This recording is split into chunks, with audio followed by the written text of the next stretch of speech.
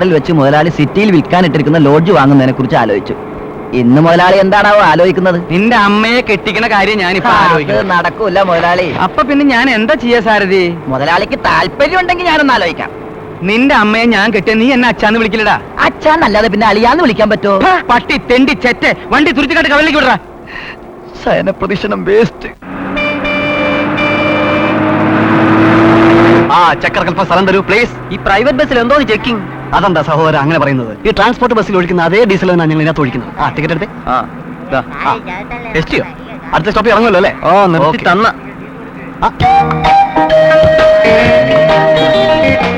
ഭരണം കുറച്ച് കൂടുന്നുണ്ട്.